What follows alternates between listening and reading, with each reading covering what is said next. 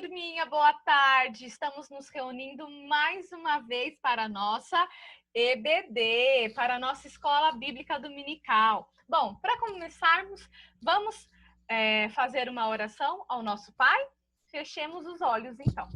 Senhor, muito obrigada por esse dia, te damos graças porque até aqui o Senhor tem nos ajudado, tem nos fortalecido, Pai. Nos perdoa pelos nossos pecados, pelas nossas falhas, nos ajude a viver uma vida que te glorifique, que te agrade. Esteja dando compreensão a nós para que possamos entender o que o Senhor quer falar conosco e aquilo que o Senhor quer trabalhar em nossos corações. Nós louvamos o teu nome e oramos em nome de Jesus. Amém. Amém, turma. Bom, deixa eu compartilhar com vocês aqui a minha tela.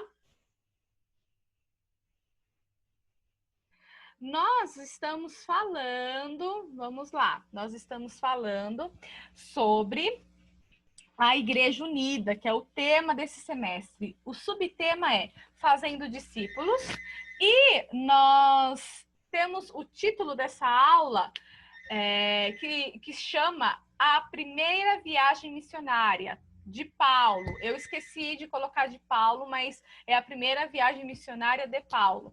E o nosso texto base se encontra em Atos 14, de 1 ao 7. Então, vamos ler a palavra do Senhor? Em Icônio, Paulo e Barnabé entraram juntos na sinagoga judaica e falaram de tal modo que veio a crer grande multidão, tanto de judeus como de gregos. Mas os judeus incrédulos incitaram e irritaram os ânimos dos gentios contra os irmãos. Entretanto, demoraram-se ali muito tempo, falando ousadamente do Senhor, o qual confirmava a palavra da sua graça, concedendo que por mão deles se fizessem sinais e prodígios. Mas, dividindo-se o povo da cidade, uns eram pelos judeus, outros pelos apóstolos. E como surgisse um tumulto dos gentios e judeus associados com as suas autoridades para ultrajar e apedrejar. Sabendo-o eles, fugiram para Listra e Derbe, cidades da Licaônia e circunvizinhança, onde anunciaram o evangelho. Bom, então vamos lá, turma. Eu coloquei essa imagem, esse template aí para vocês, para que possamos ver o que Deus tem falado conosco através desses estudos, dessas aulas. Então, a gente tem falado, eu e os outros professores temos falado sobre o Evangelho, sobre a missão, a esperança, Cristo, a igreja primitiva, a confiança. Então, tudo isso a gente tem aprendido e essas palavras nos são familiares. Certo? Bom, agora, referente a essa aula, eu vou fazer uma pergunta a vocês. Qual profissão vocês querem seguir? O que vocês querem ser no futuro? Eu coloquei uma imagem que retrata as profissões, tá? Então, nós temos aí um engenheiro, provavelmente uma advogada, um cozinheiro, como eu posso dizer, um homem e uma mulher que trabalham na parte administrativa, são administradores. Nós temos outra imagem aí de uma médica, de uma engenheira, provavelmente aí de uma professora, essa de terno, né, de taillé, um médico também atrás, e do lado desse médico nós temos uma personal training, né, uma profissional da educação física. Mas nós sabemos que existem outras profissões. E aí eu pergunto a vocês, qual profissões, né? Ou melhor dizendo, qual profissão vocês querem seguir? O que vocês querem ser no futuro? Não esqueçam dessa pergunta, porque nós vamos retomá-la daqui a pouco, tá bom? Então, guardem aí essa pergunta e a resposta de vocês, certo? Bom, então vamos falar um pouco sobre a nossa história bíblica. Eu coloquei, melhor dizendo, pontos aí da leitura do texto, que eu consegui captar na leitura desse texto. A gente não pode esquecer da vida de Paulo. Então, a gente não pode esquecer quem era Paulo antes e após a conversão, tá? Então, Paulo, lembre-se, ele também é chamado de Saulo, tá? Pensem melhor, né? Saulo também é chamado de Paulo, porque Paulo seria, né, no caso, é o nome romano para Saulo, perdão, tá? Então, quando vocês lerem isso na Bíblia e quando eu falar Paulo, Saulo, são a mesma pessoa, tá? Então, a vida dele, gente, foi transformada. E a gente falou sobre isso, que ele teve um encontro com Cristo na estrada, no caminho para a cidade de Emaús. Tá? Então, ele teve um encontro com Cristo e ali Cristo totalmente modificou a vida dele. Então, ele deixou de ser o perseguidor dos cristãos, ele perseguia, ele era fariseu, para se tornar um perseguido, tá? Então, ele deixou de ser perseguidor para se tornar um perseguido. A igreja de Antioquia, a gente não leu nessa passagem, mas se vocês voltarem aí algumas folhas, e irem para o capítulo 13, vocês verão que a igreja de Antioquia, a igreja que se formou nessa região da Antioquia, ela enviou Barnabé e Saulo, tá? Ela enviou Barnabé e Paulo, a primeira igreja missionária, olha só. Então, esses dois personagens, né? Esses dois missionários que a gente vai tratar aqui, com esse nome, eles foram enviados por Deus. Mas quem comissionou, quem deu essa autorização para eles irem nessa direção, nesse propósito, foi a igreja. Porque lembrando lá que a gente já conversou sobre a grande comissão em Mateus 28, de 18 a 20, todos nós somos missionários, todos nós somos vocacionados a pregar o evangelho. Mas aí a gente vai ver mais adiante o que significa, como que a gente vai viver isso na prática. Mas aqui, gente, nós temos que tomar cuidado e prestar, melhor dizendo, tomar muita atenção, prestar atenção, perdão, para que a gente possa entender que a igreja autorizou que essa viagem acontecesse, certo? E aí, olha aqui, nós vemos também que eles não pregavam qualquer coisa, eles pregavam um Cristo ressurreto, eles pregavam o evangelho, boas novas. Eles não pregavam as coisas que os judeus pregavam, né? Então, Paulo, ele não pregava mais daquela forma que ele pregava quando ele era judeu. Agora, ele pregava como um seguidor de Cristo. E a gente vê em Atos 11 que a igreja, que os cristãos, foram chamados de cristãos, que as pessoas que seguiam a Cristo foram chamados de cristãos a primeira vez em Antioquia, nessa região. Então, Paulo pregava acerca do Cristo ressurreto, da obra de Cristo, aquilo que Cristo fez, tá? Nós vemos aí nesse texto que também Lucas, que foi o escritor de Atos, ele relata que os apóstolos, eles curavam, certo? Nós vemos isso, sinais e prodígios, no versículo 13, tá? Então, pensando assim, Barnabé, ele não era apóstolo, só Paulo, tá? Então, a gente entende que Paulo, ele foi chamado a ser apóstolo. Em Romanos 11, 13, eu vou até ler com vocês, porque eu acho que isso é muito importante. Paulo, ele foi chamado por Cristo a ser apóstolo, tá? Dirijo-me a vós que sois gentios, visto, pois, que eu sou apóstolo dos gentios, glorifico o meu ministério. Olha só, ele foi chamado por Cristo para ser apóstolo e ele tinha uma etnia específica, ele tinha um grupo específico, que era o grupo dos gentios, certo?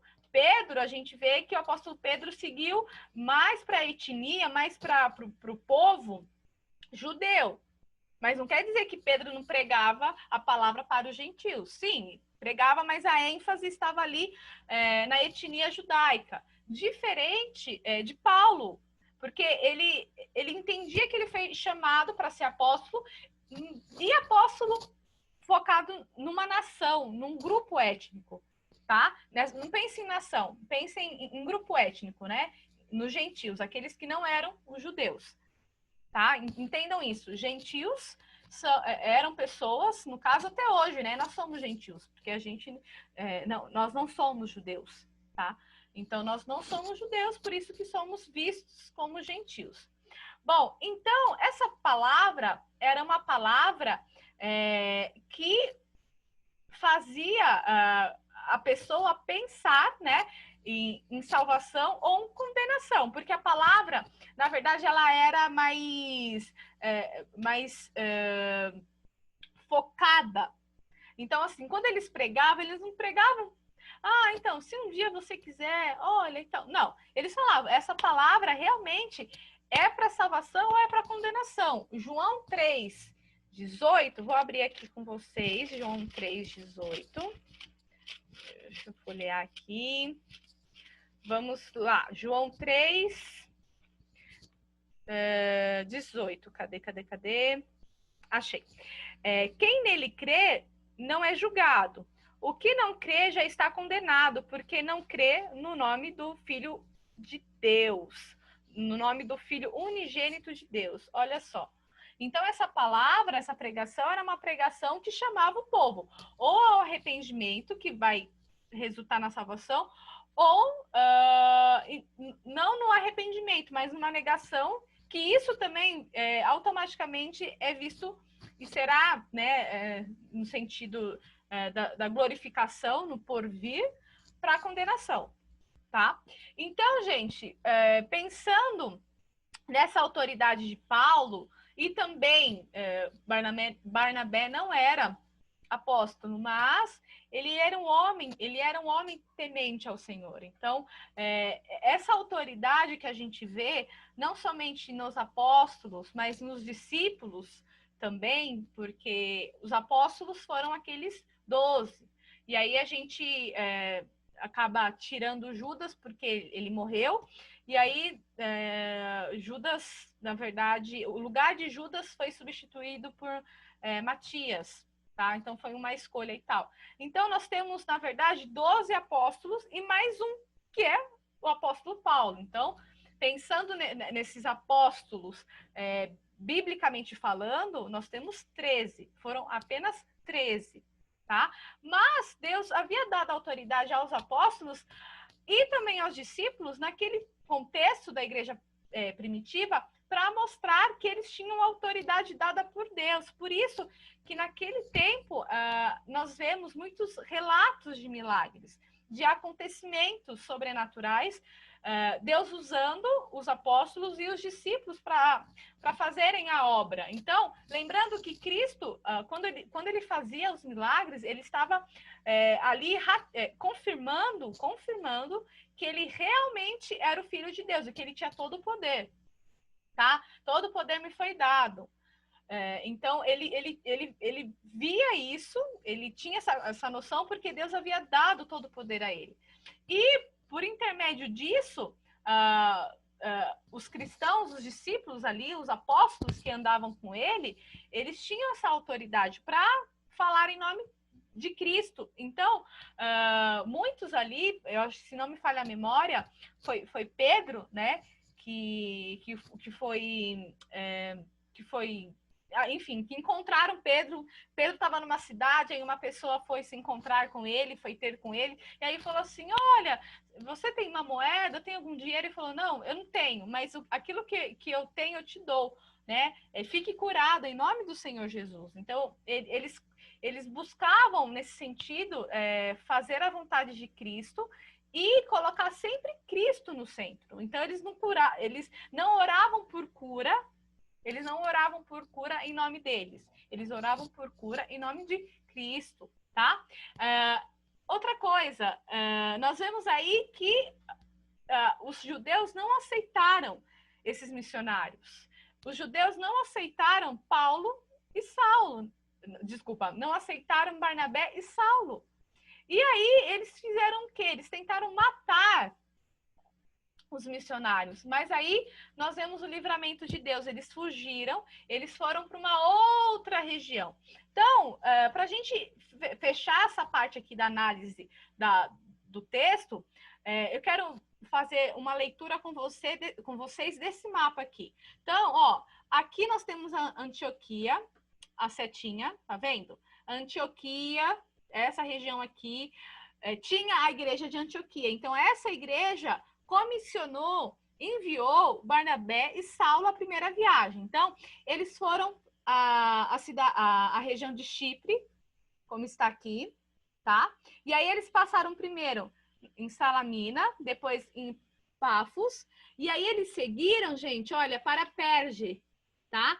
E aí, lá que teve essa contenda, essa discussão e tal, essa revolta por parte dos judeus, e aqui, acho que nesse mapa aqui não mostra, gente, mas foi em Antioquia, deixa eu ver aqui no texto, que está melhor aqui, em Antioquia de Psico, nossa, gente, cadê? Pisídia, perdão, Antioquia de Pisídia. Então, eles estavam nessa região de Antioquia, de Pisídia, certo? E aí eles fugiram, minto, eles estavam em Perge, tá certo? Aí eles foram à região de Listra, tá? E aí eles acabaram passando nessas cidades aí, tá? Bom, o texto relata, gente, que eles estavam em Icônio, tá? Nessa região aqui. Então, esse texto que a gente acabou de ler conta a história que eles estavam nessa cidade. Mas, pensando na viagem, foi todo esse caminho. Antioquia, Salamina, Pafos, Perge. Aí eles foram em Antioquia de Pisídia, tá? Chegaram em Icônio, e aí eles fugiram para a região de Listra e Derbe, tá? Esse foi o caminho deles, tá bom? Esse mapa, gente, mudou. Algumas cidades não têm mais esse nome. Então, hoje, para a gente pensar em uma região, para a gente entender isso, essa região aí, hoje, é a região da Turquia. Essa região aqui, galera, é a região da Turquia oriental. Do outro lado aqui, ó, nós temos a Turquia ocidental, tá? Então, para vocês que provavelmente estudarão no ensino médio, essa região aqui, ó, vai ser a região de Constantinopla daqui a alguns anos, porque, enfim, o imperador Constantino vai dominar essa região, e aqui depois vai se tornar Império Romano Oriental, tá? Com sede em Constantinopla e não mais em Roma, tá? E não em Roma, porque aí temos o Império Romano Ocidental com a capital em Roma. Então, aqui nós vemos hoje como a região da Turquia, Capadócia, e do outro lado nós temos Istambul, tá? Que é esse lado do Istambul, esse lado da Turquia, que é o lado europeu, e esse lado daqui é o lado da Ásia Menor. Certo, gente? Então, olha só, olha quanta coisa a gente viu nessa análise do texto. Agora, o que a gente pode entender com esse texto? Tá? O que podemos aplicar na nossa vida? O que isso pode aplicar na nossa vida? Os missionários estão pregando o evangelho. Por quê? Pois é isso, porque é o projeto de vida de Deus para eles. Olha só. Lembra aquela pergunta que eu fiz? Olha, o que vocês querem ser e tal?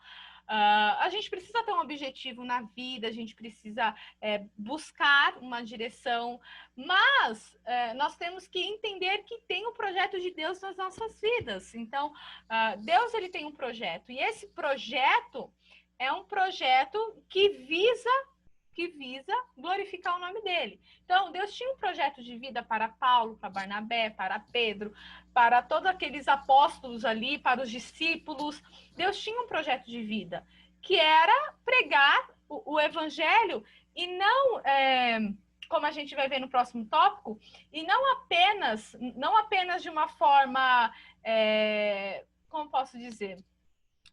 não apenas em momentos específicos, entendeu?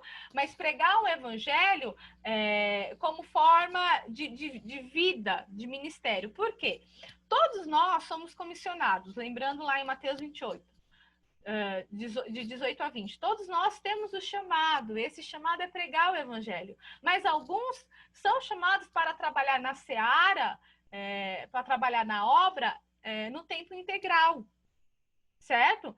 Então, o que a gente pode entender com isso? Que uns são chamados para realmente, gente, permanecerem trabalhando na obra 24 horas por dia.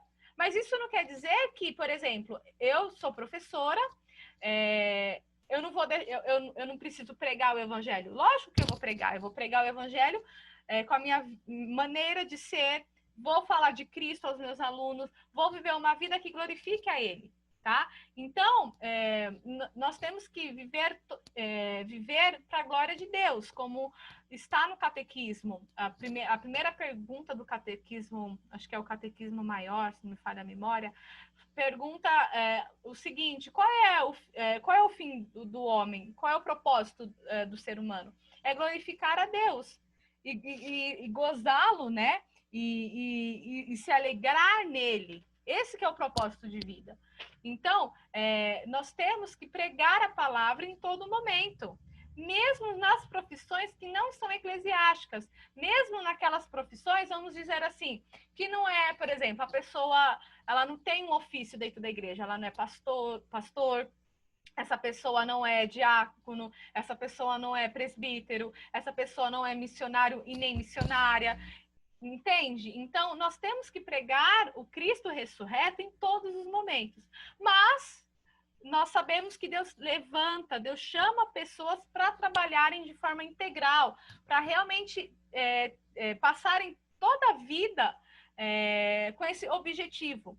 Mas nós temos, né, que também viver essa vida que glorifica Ele, certo? Então, eu quero que vocês pensem nisso.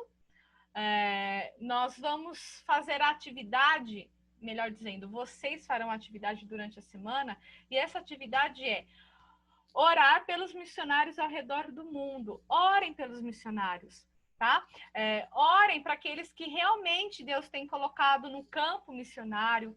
E esse campo missionário, às vezes, é em outro país, em uma outra etnia. Tá? Pensem nisso. E também orar para que possamos cumprir a grande comissão em todo lugar. Tá? Em todo lugar. Então, peça para que Deus nos ajude a cumprir a grande comissão, porque eu sou uma missionária dentro da minha casa, você é um missionário dentro da sua casa, você é um missionário com os seus amigos, você é um missionário estando com seus familiares. Então, nós somos missionários, tá? Então, peça para que Deus nos ajude a cumprir essa missão, tá? Mas temos que orar para aqueles que estão trabalhando na obra de uma forma integral. Tá bom, turma? Eu espero que Deus tenha falado ao coração de vocês. Então, vamos orar? Senhor, obrigada por falar conosco, por trabalhar em nosso coração essa questão da grande comissão, essa questão do fazer a missão, mas tendo como objetivo central o Senhor. Pai, muito obrigada, porque assim como tantos missionários que estão ao redor do mundo, nós também temos que buscar uma vida que te glorifique através das nossas ações, Pai. Senhor, que cada profissão que os alunos, né, que essas crianças têm o objetivo de seguir, enfim, possam glorificar ao Senhor, Pai. Sejam essas profissões voltadas para o ensino, para a medicina, enfim, para tantas outras áreas que nós temos focadas em profissões, mas que em cada área, Senhor, eles te glorifiquem, eles busquem em ti uma direção, Pai. Te peço, Senhor, para aqueles que estão em campo já, que estão correndo muitas vezes perigo de vida, porque eles deixaram tudo para para pregar o evangelho, Senhor. Esteja com essas pessoas, com cada junta de missões de várias igrejas espalhadas ao redor do mundo, com cada agência missionária, Pai. Esteja cada dia mais dando recursos às igrejas para contribuírem para a causa missionária, meu Pai. E desperte cada vez mais as nossas vidas para pregarmos o evangelho, para fazermos a missão urbana, a missão dentro da capital, da cidade onde moramos. Nos ajude, Pai. Senhor, ser com cada um de nós, nos guarde, nos livre do mal. Nós oramos em nome de Jesus. Amém. Amém, turma. Bom, por hoje é só. A gente se vê daqui 2 semanas, se Deus quiser. E um grande beijo e um grande abraço. Tchau, tchau.